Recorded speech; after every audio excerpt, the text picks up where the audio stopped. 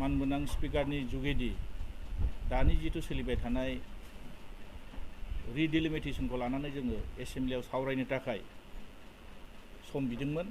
दा बिथांमोना बे समखौ जोंनो होनो नागिरैनि थाखाय बा मा खारनाव होनो नागिराखै, मानो होनो हाया, जों बेखौ हाउसनि गेजेरजों कुइसन खालायदों। नाथाय दुखुनांथावना बाथ्रा, जा बर्तमान आसाम नाङैनो आसाम डिलिमिटेसनखौ लानानै जों सावरायदों, बेखौ गोबां दल संगठन बिटिसिनि रायजो राजाफ्रा जेरैबायदिहै लुगैदों बेबायदि जायैनि थाखाय बेखौ दिनै दल संगठनफ्रा, मोनफ्रोमबो दल संगठनफ्रा दिनै माने इलेक्सन कमिशनारनिसिम मोनसे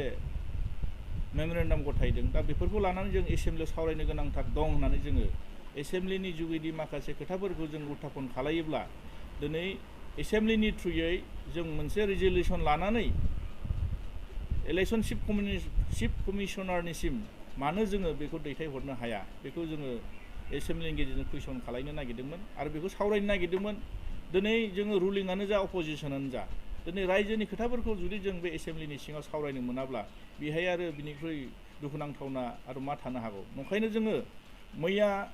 एसेमब्लिनि गेजेरजों जों बेखौनो सावरायनो मोनैनि थाखाय जों एसेमब्लिनिफ्राय जों ओंखारनाय जादों। दिनै जों नुनो मोनदों जे आसामाव केबिनेट डिसिसन लानानै दिनै जोङो नुनो मोनदों जे मोननै एमपि सिट, जेरै माने मंगलदैयाव दरं जादोंमोन, दरंखौ दिनै भैरबखुन्द नामनि मोनसे बिसोरो नाम सोलायनो थाखाय मोनसे केबिनेट डिसिसन लानानै दिनै दैथायहरनो नागिरदों। आरो गुवाहाटीखौ दिनै प्रागज्यतिसपुर नामनि थाखाय बिथांमोना दिनै चिफ इलेक्सन कमिशनारनो बिथांमोना दिनै बेखौ दैथायहरनो नागिरदों। आरो दिनै एसेमब्लि सेगमेन्टखौ बिथांमोना 6था नामखौ सोलायनो नागिरदों, जेरै गबर्धनाखौ मानास नामजों बिथांमोना नाम सोलायनानै दिनै हरनो नागिरदों। जुदि आसामाव जुदि केबिनेट डिसिसन लानानै दिनै बिथांमोना जुदि चिफ इलेक्सन कमिशनारनो जुदि हरनो हायोब्ला दिनै जों माने बिटिसिआव एसेमब्लियाव जों बेखौ माने सावरायनो हाया, बे जोंनि थाखाय दुखुनांथावना आरो माने लासिंसिं बाथ्रा आरो। नंखायनो दिनै जोङो बेखौ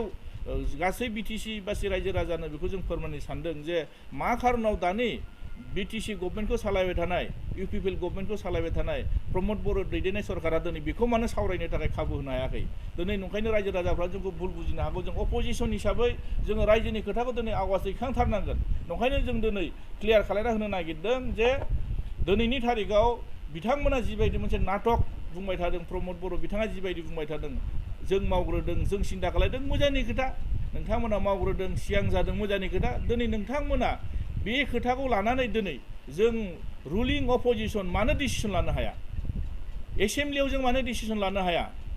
बेसो जोंनि माने गिदिर कुइसन। खुगाजों बुंबाथ' जानाय नङा, प्रेक्टिकेलि दिनै जानांगोन। नंखायनो जों दिनै नोंथांमोननि ससियेल मिडियानि जुगेदि रायजो राजानो बेखौनो जों मेसेज होनो सानदों, बिथांमोना गोसोजों बुङाखै, खुगाजों बुंफ्लाबाय थादों। दिनै बिथांमोना दिनै बे खामानिखौ मावनो साहस गैया। मानोना बिथांमोना दिनै हान्थु खरायनानै सरकार सालायबाय थानायनि थाखाय बिजेपि गभर्नमेन्टआ दिनै जि बुङो बेखौसो बिथांमोना मावो। नंखायनो जोङो बिटिसि रायजो राजाफ्रा बिथांमोननि सरकाराव बिथांमोननि सरकार थानायाव जोङो रायजो राजाफ्रा जेबो बेनिफिट जायैखौ जों नुनो मोनदों आरो बेजों लोगोसे माखासे जों कुइसन लाबोबावदों। दिनै नोंथांमोननो आंनो ससियेल मिडियानि गेजेरजों रोखायै फोरमायनो सानदों, बिथांमोना बुंबाय थायो थार्ड ग्रेड फर्थ ग्रेडखौ बिथांमोना बिराद साकरि होनायनि खोथा बुंबाय थायो। दिनै जों नुदों आसामाव दिनै थार्ड ग्रेड फर्थ ग्रेड दिनै बिथांमोना दिनै एपइन्टमेन्ट होनो हादों, दिनै बिटिसिआव मानो होनो हायाखै। जों बेखौ कुइसन लाबोदों जे आसाम डाइरेक्टर माने रिक्रुइटमेन्टनि 2022 आरो 23नि ग्रेड 3 आरो ग्रेड 4नि गेजेरजों दिनै बिथांमोननो आसाम सरकारा दिनै साकरि होनो हाबायबा दिनै जों बिटिसिआव साबैसे मानसिफोरनो जों साकरि होनो हागोन होनना जों जेब्ला कुइसन खालामो, बिथांमोना जेबो एन्सार होनो हायाखै। प्रमद बर'आ निजा होनांदों निल, नोंथांमोना नायबानो जाबाय निल। बे आं होनाय नङा, जों कुइसननि गेजेरजों जों लाबोदों। बेखौ जोंनि मानगोनां बिपिएफनि एमसिएलए जेम्स बसुमतारी बिथाङा दिनै कुइसन लाबोदोंमोन जे बे जोंनि थाखाय दुखुनांथावना नंगौना नङा। आसामाव जुदि थार्ड ग्रेड फर्थ ग्रेड जुदि होनो हायोब्ला दिनै जोंनि बिटिसिआव मानो होनो हायाखै। बिथांमोना साकरि होनायनि खोथा बिराद बुंबाय थायो, थाबनो जोङो बेखौ माने एगजाम फाथिनानै जों होगोन होननानै बिथांमोना बुंबाय थादों। जानुवारिनि गेजेराव होनांगोन बिथांमोना, साबैसे होनो हागोन, सासेनोबो होनो हायाखै। नंखायनो जोंनि थाखाय लासिंथिं आरो दुखुनांथावना बाथ्रा दिनै बिटिसि गभर्नमेन्टखौ सालायबाय थानाय प्रमद बर' सरकारा दिनै साकरिखौ सासेबो होनो हायाखै। आरो बेहाय मोनसे दुखुनांथावना बाथ्राया नैबेबाव जे थांनाय बाराव जिथु माने ISPL माने बेहाय इन्टार सेक्सनेल फुटबल प्रिमियार जिथु लिग जादोंमोन, बिनि गेजेराव जों सोंदों जोंनि MCLA प्रकाश बसुमतारी बिथाङा सोंदोंमोन जे थांनाय बाराव माने बेसेबांनिखि खरसा जाखो बे इन्टार प्रिमियाम लिग माने सिक्सिडिल प्रिमियाम लिग जिथु कम्पिटिसन बिथांमोना होदोंमोन बेहाय बेसेबां खरसा जाखो होननानै जों सोंदोंमोन बिथांमोना खरसाखौ देखायदों 19,44 लाख माने 14,749 बिथांमोना खरसा देखायदों दा बेसे खरसा जादोंसो बेखौ रायजो राजाफ्रा सिन्था खालायगोन जोङो रायजो राजानि गेजेराव बिथांमोना 19 कौटि साराय 19 कौटिखौनो हमना ला नङा होमबा साराय 19 कौटि थाखा मोनसे जुदि माने बे इन्टार माने फुटबल लिगाव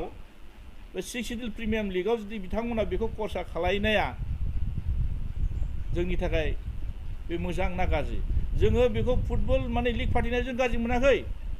इन्टार सिक्सिडिल माने प्रिमियाम लिग फाथिनायखौ जों मोजां मोनदों बा माने बिथांमोना जिथु माने इन्टार सिक्सिडिल फुटबल मेच फाथिनायाव जों गाज्रि मोनाखै खिन्थु खरसाया बारा जायाखैना जोंनि मथेथ' बारा जादों ओंखायनो जों बिथांमोनाव बार सोंबाय थादों बुंबाय थादों मानो फैसाखौ नांगौ जायगायाव मानो बाहायाखै नाङै जायगायाव मानो बाहायदों बिथांमोना बिराद मोजां गभर्नमेन्ट सालायदों जों मोजां मोनदों नाथाय मोजां जायगायाव बाहायदों ना गाज्रि जायगायाव बाहायदों बेखौ रायजो राजाफ्रा बिसार खालायगोन ओंखायनो जोंनि मथे दिनै जों नुदों BTC आव फैसा गैया नांगौ धरनाव जोङो जिबायदियै माने थिकादारफोरनो बिल होनो हायाखै जोङो दिनै थिकादारफ्रा दिनै जायफोर पुराना बिल मोननो गोनां दं बिथांमोना बिराद बुंबाय थादों बिलखौ होनांगौ होननानै दिनै जुदि बे माने इन्टार सिक्सिडिल फुटबल मेचआवनो जुदि बे फुटबल कम्पिटिसनाव जुदि 19 कौटि जुदि बाहायोब्ला आरो बाखि मोननांगौ फैसाफोरखौ जायफोर माने दिनै इनफ्रास्ट्राक्चार डेभेलपमेन्ट लाइनाव खामानि मावनाय बिथांमोना दिनै मोनैया बे मोजांसो नंखायनो दिनै बे मोनसे दुखुनांथाव बाथ्रा आरो मोनसे खोथाया जाहैदों दिनै फैलायबाय जोंहा XNDB फोरनि दा XNDB फोरनि केसखौ बिथांमोना मावबाय थादों होननानै बुंदों मोजांनि खोथा जों मावनायखौथ' गाज्रि मोनाखै जों मोजां मोनदों नाथाय बेहाय बिथांमोना जों सोंदोंमोन सोंनायनि गेजेरजों मोनसे एन्सार बिथांमोना जोंनो होदों जे बिथांमोननि एन्साराव जोङो बारा गोजोननाय गैया बिथांमोना सोलिगासिनो दं हाइनास आरो नन हाइनासनि गेजेरजों बिथांमोना बुंनो केसा सोलिगासिनो दङ जों लुगैदों मा हाइनासानो जा नन हाइनासानो जा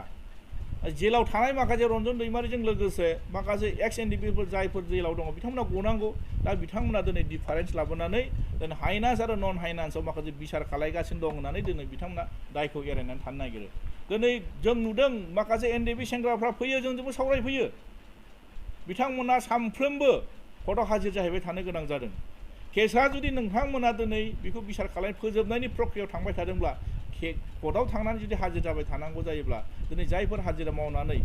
जायफोर दिनै लेबार खालायनानै सोलिबाय थादों बिथांमोनाथ' बिराद खस्थ' मोनबाय थादोंना नंखायनो बिथांमोनखौ जों खावलायदोंमोन बुंदों जोङो नोंथांमोना जे केसखौ फोजोबगासिनो दं होननानै बुंदों दिनैसिम मानो जोबनो हायाखै जायफोर दिनै NDB सेंग्राफ्रा माने रिहेबिलिटेसन मोननो गोनां दं पुलिस भेरिफिकेसन जागासिनो दङ दिनै पुलिस भेरिफिकेसन जानानै दिनै थाबथाना थाबाय बिथांमोना दिनै 4 लाख करि मोननो गोनां दं दासिमबो मोनाखै आरो गोदान मोनसे बिथांमोननि बाय'डाटा नागिरबावदों मोनसे फिलआप खालायनो थाखाय हरबाय थाबावदों दिनै मानि थाखाय बे गोदान दिनै फिलआपल' खालायनांगौ फर्म फिलआप खालायनानै जुदि हरबाय थानांगौ जायोब्ला दिनै मा जागोन नंखायनो दिनै बिथांमोना जि बुंदों गासिबो नंखाय प्रमद बर' बिथाङा ससियेल मिडियानि गेजेरजों जेरैबायदि बुंदों बिदि नङा बिथांमोना दिनै प्रेक्टिकेल सरकार सालायनाया फेइलार बे फोरमान जादों दिनै जोङो बेखौनो बुंनो नागिरदों रायजोनि गेजेराव जे बिथांमोना साख्रि होगोन होनना बुंदों बेबो मिसा खोथा थगायबाय थादों आरो जायफोर दिनै बिथांमोना NDBनि सेंग्राफोरनि रिहेबिलिटेसनखौ दिनै होनायनि खोथा बुंदों बेबो मिसा दासिमबो होनो हायाखै केसाबो दाबो जोबाखै नंखायनो दिनै बिथांमोना जे मोजां सरकार सालायनो हादों होननानै जों बेखौ गनायनो हाया जायनिखि दिनै जोंनि संग्रामनि गेजेरजों जोंनि BTC आव थानाय साफ्रोमबो बर'जों लोगोसे गुबुन हारिफ्राबो दिनै हास्थायबाय थादों जे डिलिमिटेसनाव दिनै जोंनि बे दरं जानो नाङा अदालगुरि माने लकसभा जानो नांगौ होननानै दिनै डिमान्ड खालायबाय थादों दिनै बेखौबो बिथांमोना दिनै इनिसियेटिभ लानो हाया होमब्ला जों मा सरकार बिथांमोनखौ जोङो सरकार दं होननानै जोङो गनायनो हागोनसै नंखायनो दिनै जोङो ससियेल मिडियानि नोंथांमोननि ससियेल मिडियानि गेजेरजों बेखौनो फोरमायनो सानदों जे बर्तमान UPPL सरकारा जे फेइलार बर्तमान माने UPPL सरकारा जे मोजां सरकार सालायनो हायाखै नांगौ बायदि बिथांमोना दिनै थाखा फैसाबो खरसा खालायनो हायाखै दा दिनै बे 2023 आरो 24 नि बाजेटखौ दिनै बिथांमोना थाइसेबो थाखा लाबोनो हायाखै आरो दिनै बे बिटिआर शक्तिनि फैसायाथ' थाइसेबो फैखायाखैनोसै बिथांमोना फैसाखौनो खरसा खालायनो हायाखै थारमाने बिथांमोना पावारखौ लानानै दिनै सरकारखौ मोजाङै सालायनो हायाखै दिनै बेखौ जोङो माने अपोजिसन जानानै जों दिनै थाङोब्ला बिथांमोना जोंखौ बुंनो नंखाय फिसा खोथा लानानै बिथांमोना दिनै कुइसन खालायो बे कुइसनखौ दिनै बिथांमोना कुइसनखौ नङै कुइसन खालायनानै ओंखारना थाङो होननानै दिनै जों बिटिसिनि चिफ प्रमद बर' बिथाङा बुंनो नागिरदों बे मिसा खोथा बिथाङा फिसायानो जा गिदिरानो जा एन्सार होनो हायाखै जुदि बे सावरायनायनि जुदि परिबेक गैयाब्ला जों बिथांमोनजों सावरायनानै मा बेनिफिट जागोन नंखायनो जों दिनै नोंथांमोननि ससियेल मिडियानि गेजेरजों रायजो राजानो जों बेखौनो फोरमान खालायनो नागिरदों जे बर्तमान प्रमद बर'नि सरकारा जे मोजां सालायनो हायाखै थाखा फैसाबो मोजां बिथांमोना खरसा खालायनो हायाखै बिथांमोननि सरकारा कारापसननि अनगायै दुर्नितिनि अनगायै पार्सेन्ट जानायनि अनगायै बिथांमोना सरकार सालायनो हायाखै बे दिनै फोरमान जाबाय आरो नंखायनो बेखौ रायजो राजाफ्रा बिसार खालायगोन थेंक इउ बे समावहाय जों दिनै आंल' बुंनाय खोथा नङा साफ्रोमबो बिटिसिनि सुबुंफ्रानो बेखौ बुंगोन जे जोङो 2003 सुक्तिनि स्पिरिट मथे जोंहा बिटिसिआव माने एमपि मोननै सिट जानांगौ आरो बेखौ लानानै जों बुंदों जे दिनै जोङो बिटिसिनि पलिटिकेलि जोङो जाहाथे डिप्राइभ जानो नाङा बेखौ लानानै जों खावलायदों जे जोंहा बिटिसिनि जिथु सुबुं अनजिमा जिथु संख्या बे जोंहा दसेसो थोजासे दिनै मा खारनाव दिनै जोंनो उदालगुरि आरो दिनै क'क्राझार मोननै लकसभा सिटखौ दिनै होनो हायाखै मोनसेल' दिनै माने क'क्राझार होबाय दिनै जोंनि उदालगुरिखौ दिनै दलगाव मंगलदै ओमफ्राय चिपाजार बेबायदि रङिया कमलपुर बिथांमोना दिनै आरो मोनबा बिटिसिनि मोनबा सिटखौ लानानै दिनै बिटिसिजों दिनै बिटिसिआव थानाय माखासे बे गासै 6टा एमएलए माने सिट माने एमएलए समस्तिखौ लानानै दिनै मानो बे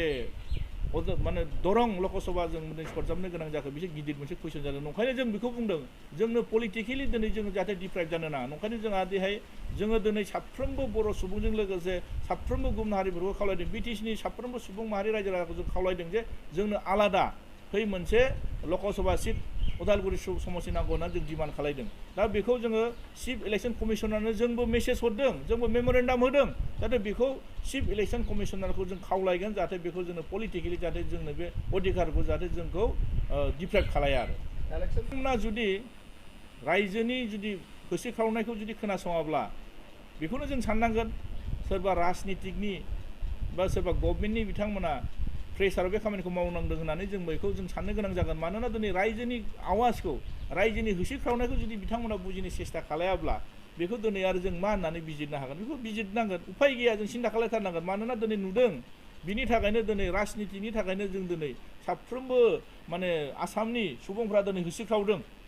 बे नांगौ बायदि जायाखै होननानै बुंदों सोरनिबा थाखाय मोजां जानो हागौ सोरनिबा थाखाय जायाखै दा नंखायनो बेखौ मोजां बिसार खालायनानै जाहाथे माने चिफ इलेक्सन कमिसनारा जाहाथे बे रिडिलिमिटेसनखौ मोजां सिन्था खालायनानै थिग खालायनानै होयो आरो ससियेल मिडियानि बेखौ लानानै जों मैया एसेम्ब्लियाव सावरायनो थाखाय जों सम बिदोंमोन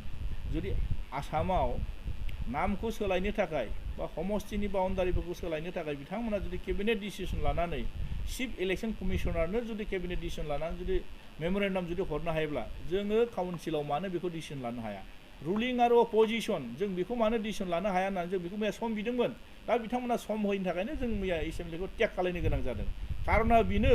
जे बर्तमान जोंनि समस्या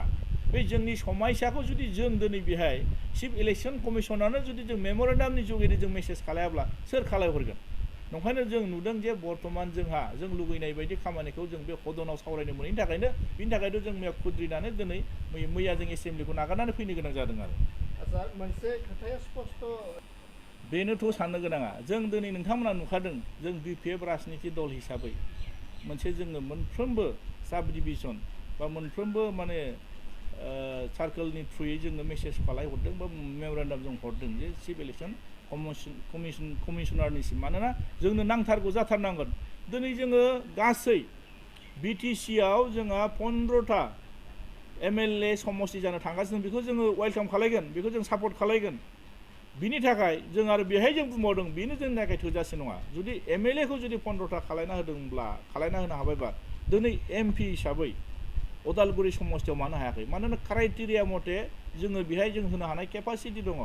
इलेक्शन कमिशनारा बेखौ होनो हागोन बा बाउन्डारिखौ थिक थाक खालायनानै बेखौ खालायनानै होनो हायो नाथाय दिनै जोंखौ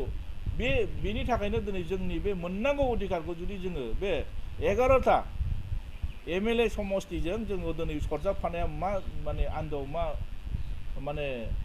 रहस्य थाखोमानो हागौ बेनि साननो गोनां जादों ओंखायनो जों बुङो दिनै जों अत बोसोर उदालगुरिनि माखासे समष्टि ओनसोलफ्राव जायखौ जों उदालगुरि माने लकसभा हिसाबै जों बुंदों दिनै जोङो भटखौल' होबाय थानो गोनां जादों जोङो बिनि बेनिफिटखौ जों मोनाखै नंखायनो जों खावलायदों जे जोंहा आलादाहै उदालगुरि मोनसे लकसभा जायोब्ला जोङो मोनफ्रोमबो बिथिङाव जौगानायनि हाबाफारिखौ जों मावनो हागोन आरो जों पलिटिकेलि जों डिप्राइभ जानाय नङा बिनि थाखायनो जों बिबाय थादों दिनै दरंआनो जा बा सिगांनि मंगलदैयानो जा बा भैरबखुन्द नामाकरनानो जा बेहाय नामजोंल' मा थानो नामजोंथ' जों जेबो बेनिफिट जायाना आरो जोंनि आन्दलना नामनि थाखाय नङा जों नागिरदों मा जोंनि ओनसोलनि जौगानायनि थाखाय जोंनि ओनसोलनि पलिटिकेलि जों जाहाथे डिप्राइभ जाया गणतन्त्र देशआव सासे देशनि नागरिक हिसाबै जों बेहाय अधिकारखौ मोननो थाखाय जों दिनै आन्दलन खालायदों मोननो थाखाय जों पलिटिकेल जाहाथे डिप्राइभ जाया जों बेखौ समष्टिखौ जों डिमान्ड खालायदों दिनै बेखौ कनस्पिरेसि खालायनानै जुदि जोंखौ बे समष्टिफोरखौ जों गुबुनजों सरजाबफानानै बेहाय जोंखौ जुदि आलादा रोखोमाव जुदि नोजोरजों नायनानै जोंखौ जुदि बिदि गादबबाय थायोब्ला जोंनि पलिटिकेलि जोंखौ डिप्राइभ खालायबाय थायोबा जों बोरै उन्नयन जानो हागौ ओंखायनो दिनै कनस्टिटिउसनलि 6 सिडिउलनि नर्म्स मथे जोंहा दिनै बे गोलैयो जे दिनै 15टा सिटनि गेजेरजों मोननै लकसभा सिट जानो हायो जों बेखौसो बुंबाय थादों दा बेखौसो जों बिदों नंखायनो बिटिसिनि साफ्रोमबो सुबुंफोरखौ मोनफ्रोमबो दल संगठनखौ जों ज' जानानै खावलायनांगोन बे खुनु पार्टिनि डिफारेन्स लाबोनाङा दिनै पलिटिकेलि सोरबा BPF दिनै UPPL होनलायनाङा मानोना बेखौ सावरायनांगौ बे समस्याया साफ्रोमबो सुबुंनि समस्या मोनफ्रोमबो फरायसा आफादनिफ्राय लानानै दिनै बनसुनिफ्राय लानानै गुबुन गुबुन दल संगठन गासिबो दिनै बिटिसिआव रायजो जानाय सुबुं माहारिफ्रा दिनै बेखौ लानानै कनसियास जानांगौ आरो बेखौ लानानै जरदार हुसि खालामनांगौ जों बेखौसो बुंबाय थादों जों रावनिबो एगेन्स्ट नङा सोरबा BJPनिबो एगेन्स्ट नङा खोथाया जाहैदोंबा दिनै सिस्टेमाव थांनानै जोंनो अधिकारखौ जाहाथे जों बन्सित जाया जों बिनि थाखायसो आवाज होबाय थादों ओंखायनो चिफ इलेक्सन कमिशनारनिसिम जों बेखौ मेसेज पास खालामनांगौ मोनफ्रोमबो दल संगठन साफ्रोमबो माने कनसियास माने इन्टेलेक्सुवेल सुबुंफ्रा दिनै बेखौ चिफ इलेक्सन कमिशनारनो मेसेज पास खालामनांगौ जे बेहाय माने कनस्टिटिउसनेलि क्राइटेरिया थासेयावबो दिनै जों मानो जोंनि उदालगुरि समष्टि हिसाबै दिनै मानो बानायनो हायाखै माखासे जों नुदों गबिन्द बसुमतारीनि जों माने निउसाव खोथा बुंनायखौ जों नुदों बिथांमोना बुंदों नामनि थाखायल'सो दा दिनै उदालगुरि आरो दरं बे मोननैजों दिनै बिथांमोना सरजाबनानै दोननानै दिनै नामनि थाखायल' दिनै भैरबखुन्द बिबाथ' जानाय नङाना दिनै बिथांमोना मा बुंनायखौनो जोंबो बुजिदों बिथांमोना दिनैनि थारिखआव जोंखौ थगायनानै जोंखौ जाम्बा खालायनानै बिनिफ्राय जोंखौ गोजानाव दोननो नागिरबा जानाय नङा जोंनि अधिकारखौसो जों बिबाय थादों दिनै बिथांमोना दिनै पावाराव थादों होननानै सरकाराव एखेलेगे थादों होननानै दिनै सरकारखौ नारसिननो हायाखै बिथांमोना गावसिनि सरकाराव नारसिननो हायै बेर्थताखौ बिथांमोना दिनै रायजोनि गेजेराव बुंनो हायिनि थाखाय बायदिसिना खोथा बुंनानै सोरखौबा टारगेट खालायना बुंनानै दिनै दायखौ एरायनानै थानो नागिरदों जों बुंबाथाय 17 बोसोराव मा खालायखो 2007आव जिथु मोनसे माने लिस्ट ओंखारदोंमोन बेखौनो बिथांमोना बुङै बुङै एरायना थानो नागिरो बै समाव लिस्ट ओंखारदोंमोन दिनैबो लिस्ट ओंखारदों बे लिस्टनि थाखायथ' जों दिनै बुंदों बे लिस्टआ फाइनाल ड्राफ्ट जेब्ला जानानै फैगोन अब्लाथ' नों फाइनाल ड्राफ्ट जाखांना फैनायनि उनाव नों जेबोथ' बुंनानै हानाय नङाना दिनै नंखायनो जिथु सम थासेयावनो जुदि जों आवाजखौ होआब्ला सम थासेयावनो जुदि जों जोंनि नांगौखौ जों बिनानै लायाब्ला उनाव बिनानै मा लाब जानो नंखायनो दिनै बिथांमोना जिबायदि खोथा बुंनानै दायखौ एरायना थानो नागिरदों बेखौ रायजो राजाफ्रा बिसार खालायबानो जाबाय